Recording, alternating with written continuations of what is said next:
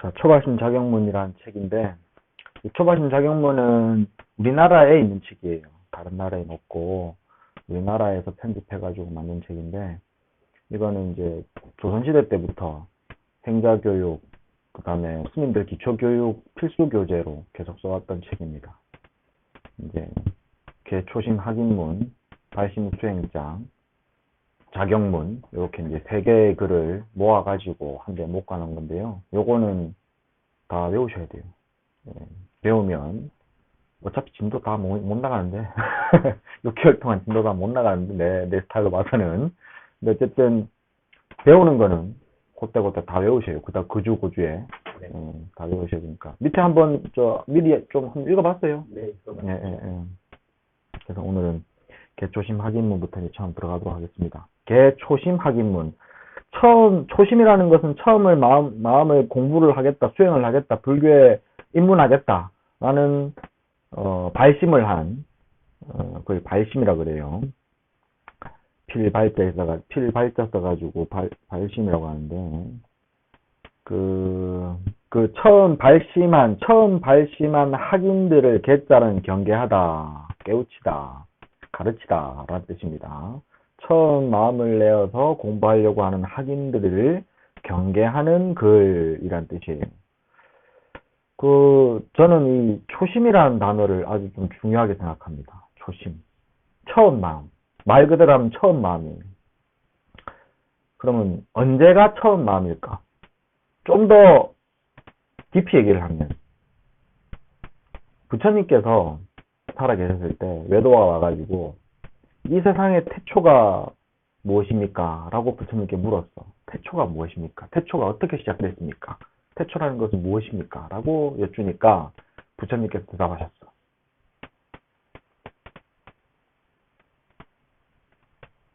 이렇게 침묵으로 대답하셨어요. 그게 무슨 말이야? 태초라는 것이 무엇이냐라고 여쭈었는데 부처님께서 침묵하셨어. 그 대답이에요. 어떤 사람들은 부처님이 몰라서 대답 안 한 거다라고 얘기하는 사람도 있어. 정말 무식한 소리고. 그것이 대답이에요. 태초가 무엇인지에 대한 답이에요. 지금 이 순간 가만히 있는 이 순간 모든 것이 일어나고 있고 벌어지고 있고 생겨나고 있고 활동하고 있어. 지금 이 순간.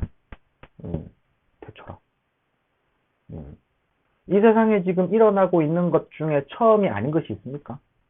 지금 내 주변에서 부는 바람, 지금 내가 지금 하는 말, 내 말에서 나오는 이 공기의 파동, 귀에 떨리는 이 고막의 떨림, 내가 그걸 듣고 지금 알겠다고 고개 끄덕이고 있는 마음, 이 모든 것들이 처음 아닌 것이 있어?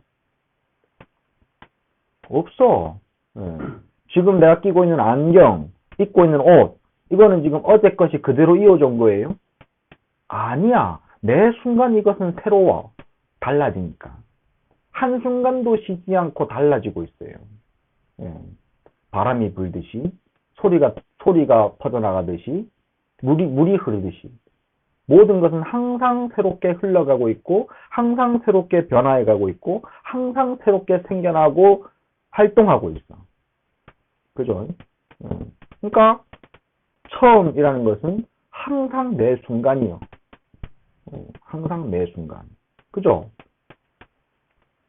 또 다른 애도가 와서 물어요. 종말이라는 것은 무엇이고 종말의 모습은 어떠하고 종말이라는 것은 언제입니까? 부처님께 물었어. 세상의 끝. 또 부처님 대답하시지. 이렇게. 그렇잖아요. 매 순간 모든 것은 사라지고 있고 모든 것은 변화되고 있고 모든 것은 없어지고 있어요. 모든 것은 매 순간마다. 그지? 내가 지금 말하고 있는 이 순간의 단어와 이 순간의 그 공기의 떨림들은 이 순간 사라지는 거예요. 그지? 이 순간 내 귓가를 스치는 바람은 이 순간 사라지는 거예요. 이 순간 지금 내가 입고 있는 이 옷은 이 순간 사라지는 거예요. 그렇잖아. 과학적으로. 물리적으로.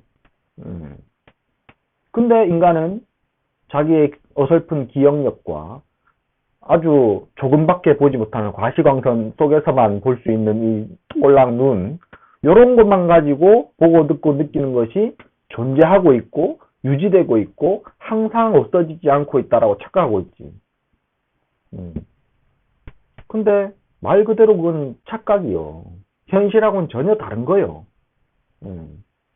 실제의 삶에서, 실제의 현상 세계에서는 모든 것은 항상 변해가고 있고 머물러 있지 않고 항상 새롭고 새로운 것은 곧 항상 없어져. 그래서 태초이고 곧 종말이에요. 매 순간이 태초이고 매 순간이 종말이에요. 매 순간이 처음이고 매 순간이 끝이에요. 그지? 자, 그럼 다시 물어. 초심이 언제다? 네, 그럼. 그렇지. 지금 여기. 지금 이 순간이 초심이에요. 그래서 항상 초심이어야 돼. 우리가 처음 이제 머리 깎았을 때, 또, 처음 입학했을 때, 처음 사업했을 때, 처음 회사에 입사했을 때, 그때 한번 생각해봐. 그때는 다 처음이라고 아니까 스스로가, 오늘 첫날이야. 라고 스스로가 첫날이라고 의미를 부여해. 그래갖고 그날은 스스로 처음에는 열심히 해. 정말 성심을 다해서 열심히 해. 근데 반복해 그걸. 스스로 착각해. 이게 반복된다고. 그래가지고 몇 년이 지나. 그러면은 이제 흐지부지해. 설렁설렁해. 열심히 안 해.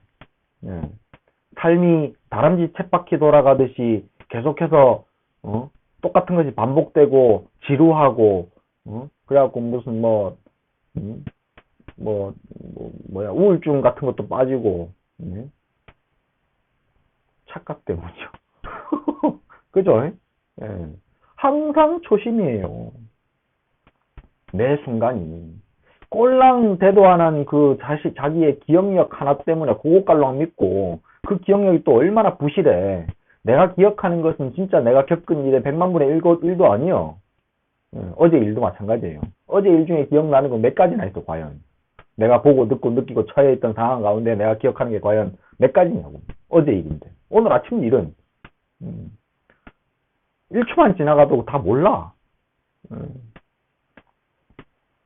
근데 그 기억력에 의해 가지고 내 자신의 삶을 평가하고 내가 내 삶이 이렇다라고 점수 매기고 그래가지고 스스로 자제를 한다든지 반대로 스스로 자기 자신을 너무 또 내팽개쳐가지고 우울증에 빠진다든지 그런 정신병에 걸린다고.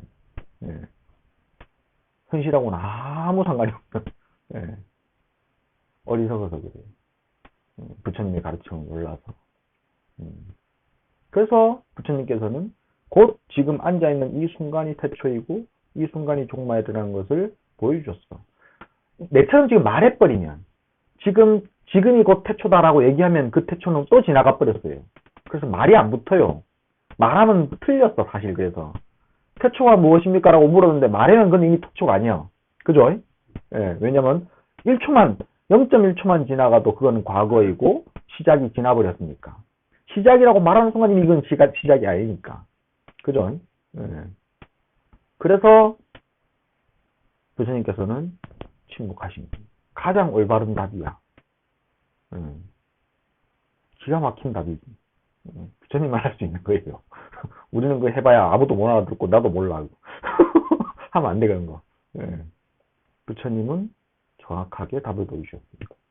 근데 그걸 이제 어리석은 사람들은 부처님이 몰라서 안 했다 했다고 부처님도 모르는 게 있었다 했다. 그런 사람 있다니까. 불교대학 교수들이 그런 소리를 한다니까. 무식한 놈들이.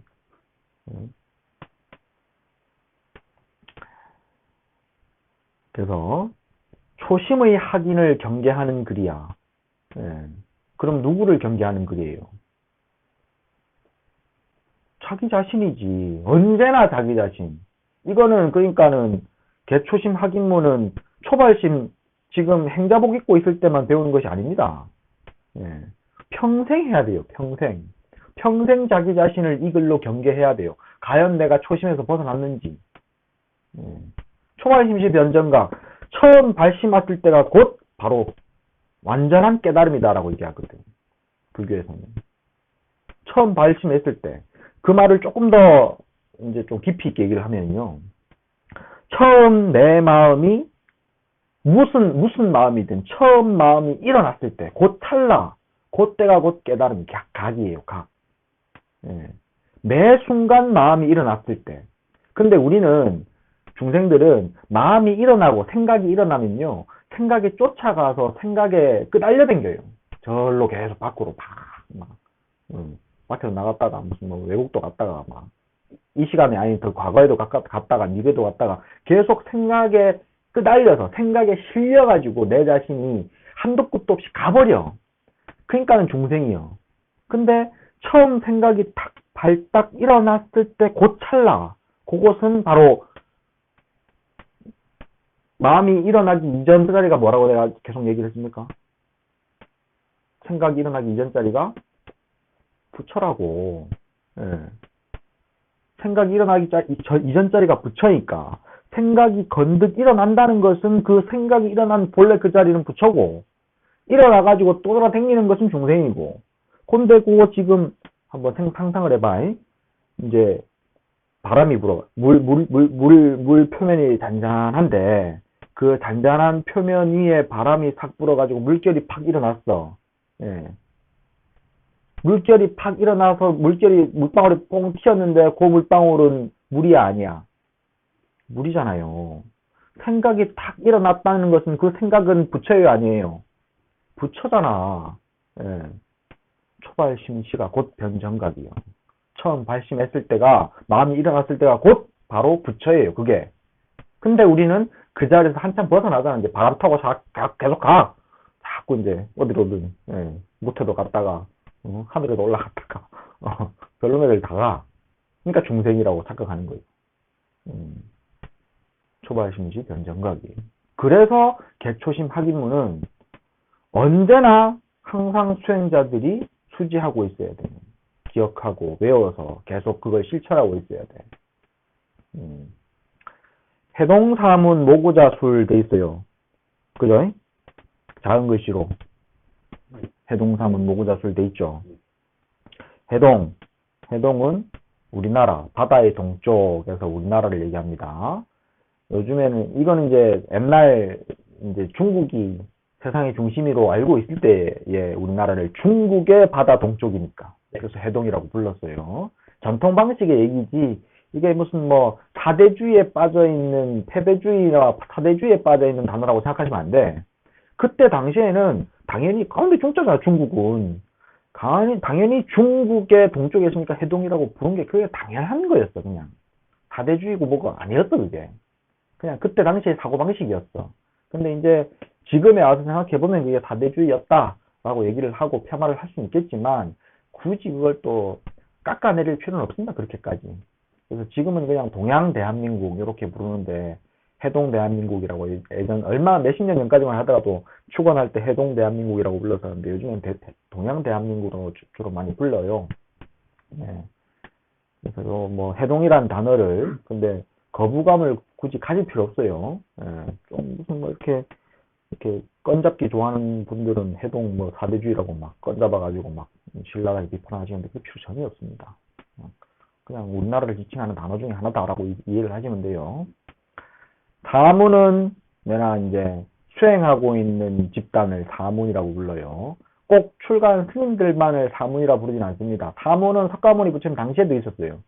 그러니까 석가모니 부처님 출가하기 이전에도 사문 있었어. 꼭 그러니까 부처님의 제자만이 사문은 아니에요. 네, 출가 구도하는 자들을 전부 다 사문이라고 부릅니다. 근데 부처님 이후로는 보통 사문 하면은 스님들을 사문이라고 부르죠.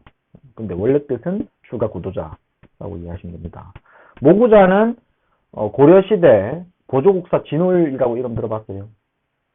보조국사 진울. 예. 나중에 한번 찾아보세요. 보조국사 진울에 대해서는. 예. 그래서 보조국사 진울 스님이 아주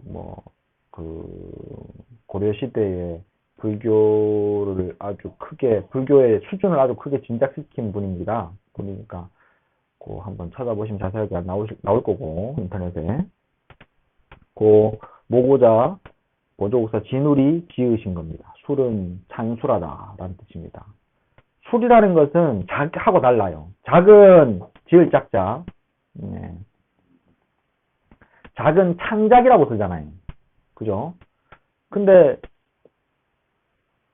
누군가 얘기를 하죠. 이 세상에 창작되는 것, 창조되는 것은 없다고. 모든 것은 변화해가지고 발견하는 것이지, 예, 예. 새롭게 만들어지는 것은 없다. 변형되는 것이라고 얘기를 하거든요. 그래서 보통 옛날 분들은 창작이란 말 안 써요. 잘. 요즘 들어서 막 뭐도 모르니까 창작 뭐 이렇게 얘기를 쓰지. 창작이란 말 안 쓰고 찬술, 술이라는 것은 기술했다라는 뜻이에요. 있는 사실들, 있는 글들, 있는 원래의 그 지혜들을 그냥 내가 내 연필로 기술했다라는 뜻입니다. 네. 그래서 술이라는 단어를 많이 써요.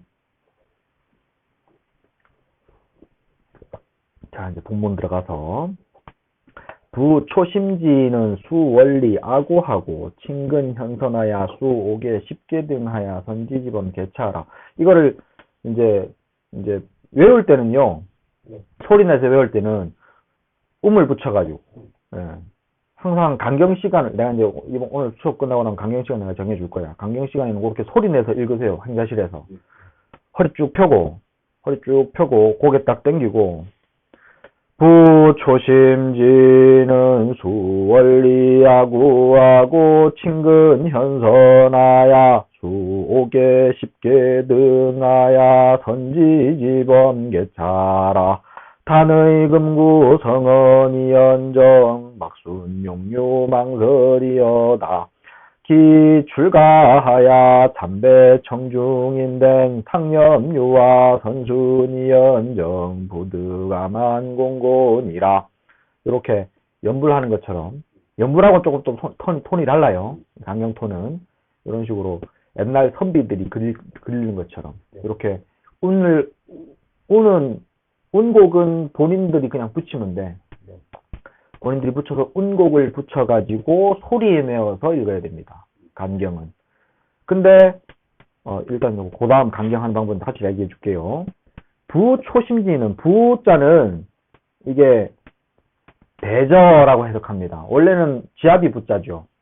남편이란 뜻인데 문장에서는 대부분 대저라고 쓰입니다. 대저라는 게 일반적으로 모름지기 혹은 아무 뜻도 없이 그러니까 이렇게 말하면서 처음 이렇게 붙이는 말들 있잖아요. 그걸 발어사라고 합니다. 처음 말을 낼 때 이렇게 분위기를 잡기 위해서 혹은 청중의 그 집중을 끌어내기 위해 가지고 하는 말이라고 이해를 하시면 돼요. 그래서 지압이 붙자는 뜻 없이 그냥 발어사로 이해를 하면 됩니다. 대저. 그래서 해석은 그냥 대저라고 하십시오. 대저. 옛날부터 그렇게 해석을 했으니까 대저. 대저. 초심의 사람은, 초심은 지금 이 순간 마음을 일으키는 내 마음. 지금 이 순간의 마음이에요. 초심, 갈기자는 무엇의라는 뜻으로 제일 많이 쓰입니다. 문장에서. 가다라는 동사로 쓰이는 일은 거의 없습니다. 그래서 무엇의라고 이해를 하시면 되고요. 초심의 사람은 그거 지금 숫자 적혀 있어요. 해석하는 거. 책에. 숫자는 없습니다. 숫자 없어요. 어디 보니까 그때 갖고 온 책에는 숫자 적혀 있었지. 예, 그거 있었습니다.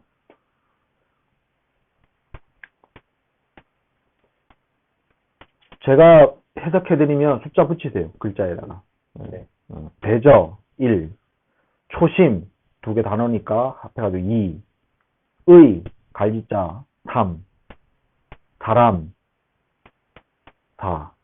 대저 처음 마음 초심의 사람은 수원리 아고하고 모름지기 악한 벗은 멀리 여의고 모름지기 숫자는 1, 아구 2, 멀 원자 3,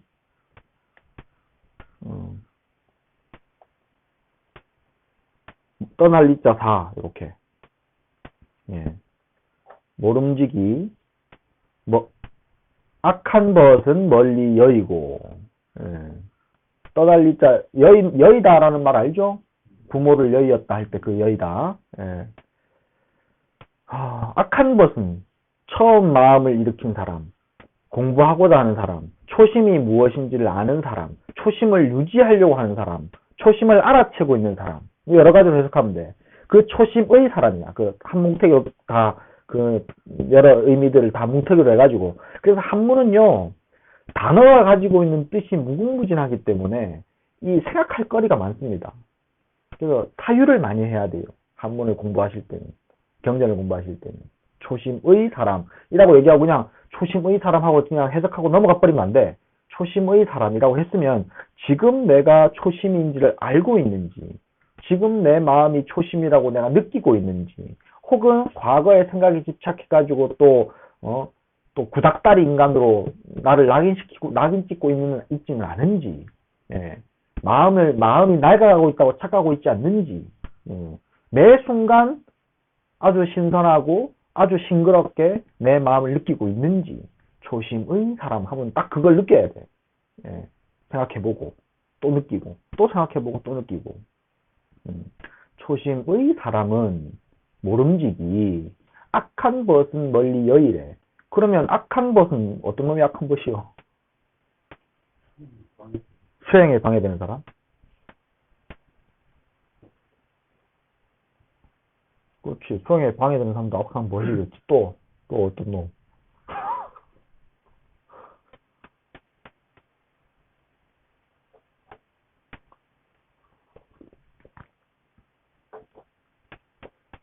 이 초심이라는 단어에 항상 딱 집중해야 됩니다. 지금 개초심 학인문을 볼 때는요, 무조건 초심이 우선돼야 돼요. 항상 생각할 때. 초심을 기준으로 해가지고 모든 것을 판단해 보면 됩니다. 악인은 초심을 기준으로 해서 봤을 때, 악한 벗은 어떤 벗이냐면, 내 초심을 망가뜨리는 사람이에요. 예. 내 초심을 망가뜨리는 사람. 지금이야 행자생활 하니까 그런 일이 있을 수 없지만은, 도반이, 공부 열심히 하고, 진짜, 처가심 당연 열심히 외우고 있는데, 도반이, 이거 공부 그만하고, 이제 우리 나가서, 짜장면이나 한 그릇 먹고 오자. 아니면은, 나가지고 극장에 영화 한 편 보고 오자. 그러면 그 사람은 초심을 망가뜨리는 악한 벗입니까? 아닙니까? 악한 벗을 만드느냐, 안 만드느냐는 나한테 있는 거예요. 그죠? 예. 옆에 와가지고 계속 속삭거리고 유혹하는 사람이 보통은 악한 벗이에요. 왜냐하면 내 근기가 안 되기 때문에. 본인의 근기를 너무 상향 조정하지 마십시오. 예. 너무 자신을 과대평가하지 마세요. 예. 보통은 그러면 악한 벗이 돼요, 무조건. 대부분. 근데 내 공부 수준이 높고 내 수행력이 높으면 그런 사람이 와서 유혹한다 하더라도 그 사람은 선한 벗이에요. 선한 벗이 될 수 있어요. 가서 영화 극장 가서 놀고 나가서 짜장면 한 그릇 무면서 또 빼갈 한다 무도 그 양반하고 같이. 그래도 내가 초심을 유지하고 있고 내 초심에서 벗어나지 않고 있다면, 마음이 둥둥 떠가지고 딴 데로 안 돌아다닌다면, 그러면 그 사람은 선한 벗이에요. 근데 내가 그렇게 못하잖아. 나는 지금 아주 유리알보다 더 약해. 그래서 조금만 옆에서 방해를 해도 공부는 때려차고. 초심은 애나 꽁꽁. 아무 필요 없어. 조금만 유혹해도. 유혹해주기를 계속 바라고 있어, 지금도. 그렇기 때문에 일반적으로 봤을 때는 그렇게 내 공부를 방해하고 유혹하고 공부 못하도록 만드는 사람들은 악한 벗이에요. 근데 모든 상황, 모든 사람, 모든 물건들을 선한 벗으로 만들어야 해요, 내가. 나중에는 무슨 짓을 하고 있어도 내 초심이 유지되고 있어야 되고 딴 데로 팔려가지 않아야 돼, 무슨 짓을 해도. 그래서 모든 사람들을 다 선한 벗으로 만들어야 됩니다. 하지만 지금은 딱 정해져 있어요. 내같이 막 잔소리 해주면 선한 것이요. 그죠? 잔소리 막 하고 막, 지금, 저기, 기도 챙기고 있냐? 라고 물어봐주면 선한 것이요. 잔소리 막 하고. 요즘에 너무 열심히 했다. 좀 쉬라. 무슨 공부냐? 또, 야, 우리, 어제 오늘 이제 저 역받자 행사도 하고, 막, 이거 좀 쉬자. 악한 것이요. 아시겠죠? 예. 모름지기, 그런 악한 것은 멀리 여의해야 돼. 멀리 여의해야 돼. 물리적으로도 멀리 여고, 마음에서도 멀리 여의고. 항상 두 가지로 생각하세요. 예. 물리적인 것과 마음속의 것도. 예. 절할 때도 물리적으로 몸도 절하지만 내 마음도 절하고 있어야 되고. 기도를 할 때도 물리적으로 소리내가지고 기도 참회전원하고 감전보살 하지만 마음도 참회전원과 감전보살 하고 있어야 돼. 수행자는 두 가지 다 생각해야 되니까. 겉만 하고 있으면 안 돼. 멀리 여일 때도, 악한 것을 멀리 여일 때도, 물리적으로도 멀리 여이지만, 마음에서도 자꾸 그리워하면 안 돼. 또, 반대로, 친근, 현선하야. 현명하고 선한 현자를 1, 선자를 2, 현명하고 선한 사람을 친근히 가까이, 친하고 가까이 하고, 친한다는 것은 3, 가까이 한다는 건 4, 이런 식으로. 번호를 이제 그렇게 붙이는 방법 알겠죠? 네. 예, 그렇게 스스로가 붙이세요. 내가 이제 얘기 안 해줘도. 네. 어질고 현명하고 선한 사람을 가까이 한 거. 하고 나왔으니까 나머지는 선한 사람이 어떤 건지 알겠죠? 네. 예, 넘어갑시다. 그렇게 악한 것은 멀리하고 현선한 사람은 가까이 해서 수 5개, 10개 등 하야 5개와 10개 등을 수 받아서 5개가 1, 5개가 1, 10개가 2, 등이 3, 받다라는 동사가 4. 동사가 주어가 제일 앞에 나오고 그 다음이 동사가 나오니까 항상 동사가 제일 뒤에 해석이 돼요. 우리나라 어순에서는. 5개와 10개 등을 받아서 5개가 뭡니까? 그냥 살도 음망주 이렇게 딱 외워요. 살도 음망주. 요거는 평생 지켜야 되는 거니까 무조건 외워야 돼. 살도 음망주. 유튜브 보세요. 5개 정리해놨으니까 5개 정리하시니까 그거 보세요. 네. 그거 보고 일단 넘어갑시다. 5가지 이게 탈생하지 마라. 살, 도둑질하지 마라. 사음하지 마라. 거짓말하지 마라. 술 마시지 마라. 5가지 계율이에요. 신도가 지켜야 될 5가지 기율입니다. 신도, 불자라면 무조건 지켜. 뭐 스님이고 아니고 떠나서 불자라면 딱 다 지켜야 됩니다. 5개는 무조건. 네. 그래서 계율의 가장 기본입니다. 5개가. 그래서 5개는 무조건 외워야 돼. 그 다음에 5개에 5가지 계율이 더해지는 게 3이 10개예요. 3이 10개는 책에 나올걸. 5가지 계율, 살도 음망주에다가 나도 쉽게 나머지 5개 다 못 외울 거야, 아마. 불비시식, 때 아닐 때 먹지 말고. 항상 공양 시간에만 밥 먹으라는 뜻이에요. 공양 시간에만 밥 먹고. 높은 자리에 앉지 말고. 그 다음에 몸에 향기 나는 향수 뿌리지 말고. 그 다음에 그거 맞는데 잘못 보신 거예요. 혹은 프린터가 잘못된 거지. 제가 지금 얘기하는 게 맞는 겁니다. 3이 10개예요. 예. 그 다음에 노래 부르고 춤추는 자리에 가지 말고. 그 다음에 하나가 뭐였더라? 하나가 생각이 안 난다. 하여튼 곧 10개 꼭 외우셔야 돼요. 3이 10개는. 네. 3이 10개는 무조건 외워야 되니까 그거는 까먹지 말고 항상 출제하고 있어야 됩니다. 그 5개를 받으면 5개를 받은 뒤부터 불자가 되고요. 10개를 받아야 10개를 받은 뒤부터 행자가 됩니다. 예. 그러니까 개를 받아야 정식으로 그 지위에 오르는 거예요. 불교 절지반에서는 그렇습니다. 예. 비구계를 받아야 비구가 되고 3이 10개를 받아야 3위가 됩니다. 그래서 지금 행자님들은 아직까지 3위가 아니고 이제 3위계를 받을 거잖아요. 그 3위계를 받을 때 10개를 받을 거예요. 그래서 그 10개를 그 전에 외우고 있어야 됩니다. 수 5개, 10개 등 하여 5개와 10개 등을 받아서 선지, 지범, 개차하라. 잘 알아라. 뭐를 잘 알아라? 이렇게 이제 좀 뒷구절이 뭐 좀 설명하게 말하면요. 앞구절을 동사부터 먼저 해석하고 뒤에 거 해석해도 상관이 없습니다. 근데 이제 숫자 적을 때는 항상 저기 동사를 뒤에 적으세요. 네. 지범, 개차를 잘 알아라. 이렇게 됩니다. 지는 가질 지자예요. 가지다. 범은 범하다라는 뜻입니다. 그래서 지범은 수행자인 내가, 부처님의 제자인 내가 어떻게 해야 되는지를 얘기를 하는 겁니다. 지범이라는 것은. 그러니까, 지는 그 5가지 계율과 10가지 계율을 잘 지니고 있는 것, 잘 지키는 것이 지고요. 범은 때에 따라서 어쩔 수 없이 범해야 되는 경우가 있어. 그래서 잘 범해야 된다고, 범할 때는.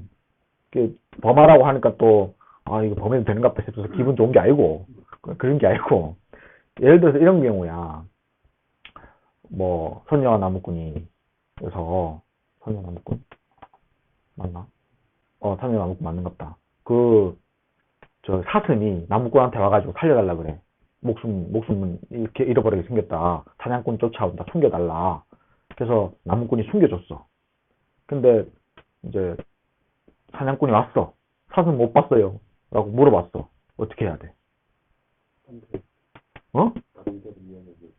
거짓말 해야 되잖아. 왜?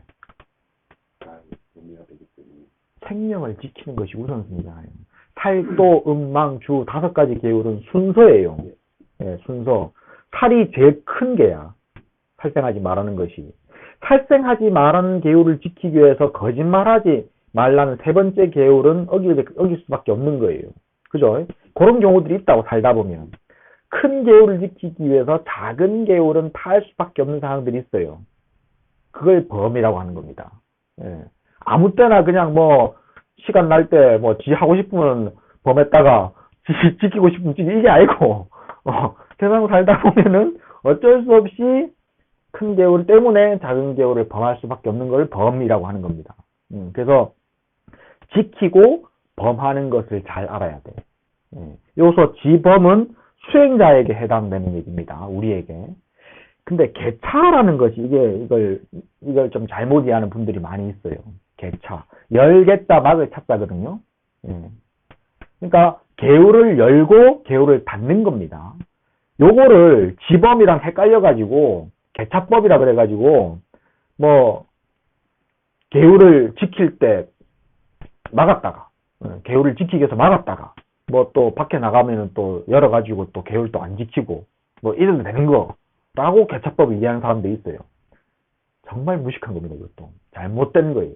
개차는 부처님, 계율을 제정하신 부처님이 쓰신 거예요. 그러니까 예를 들어서 이거 있어.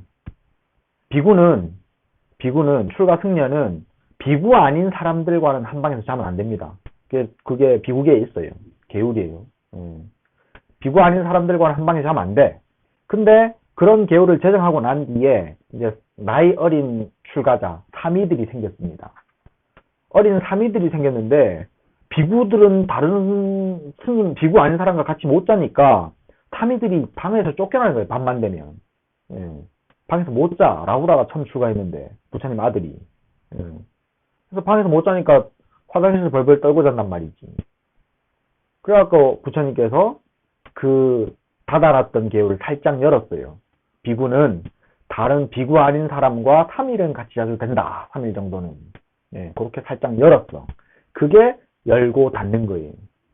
그거는 부처님이 할 수 있는 거야. 계율을 제정하셨으니까. 계율을 제정하시고 만드신 당사자인 부처님께서 필요에 의해 가지고 이렇게 닫았다가 또 상황이 조금 변하니까 조금 열어주신단 말이지. 그게 개차예요. 우리는 개차할 수 없습니다. 우리는 그냥 시킨 대로 해야 돼. 우리는 단지 지범법이 있어. 지니고 범하고. 개차법은 부처님이 하시는 거. 요거를 오해해가지고 열고 닫는 거 지 맘대로 하는 사람이 있어. 이 웃긴 놈이야. 이상한 사람이야. 지범 개차를 지니고 범하고 열고 닫는 것을 잘 알아라 라고 해석하시면 됩니다. 그러니까 오늘 여기까지만 하면 돼요. 이제 어떻게 해야 되냐면요.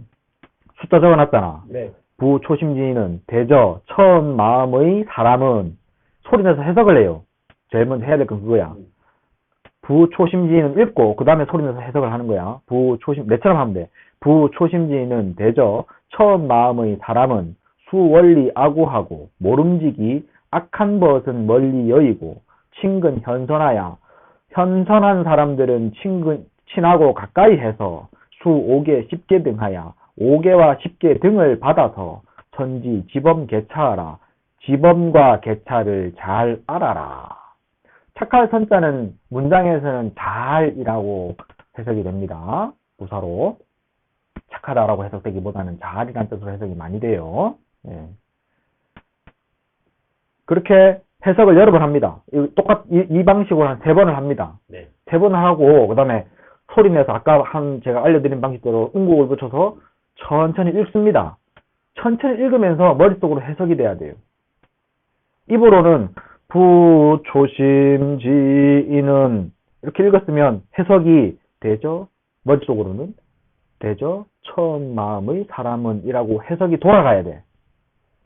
수원리 아구하고 그랬으면은 모름지기 아구를 멀리 여의고 라고 해석이 돼야 돼. 친근 현선하야 현선을 친하고 가까이 해서 수오개 십계 등하야 오개와 십계 등을 받아서 천지 지범 개차하라 지범과 개차를 잘 알아라. 이렇게 읽는 순간 머리에서 실시간으로 해석이 돼야 됩니다.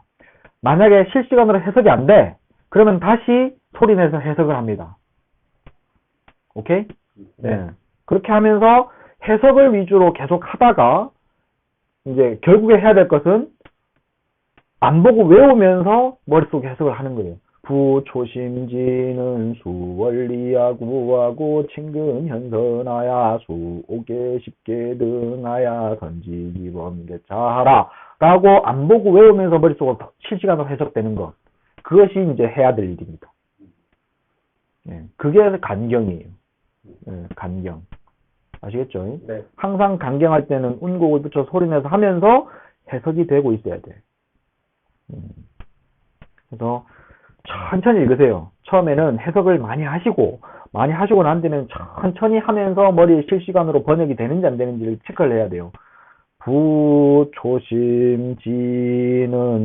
수원리 아구하고 친근 현선하야 수오개 십계 등하야 선지 지범 개차하라.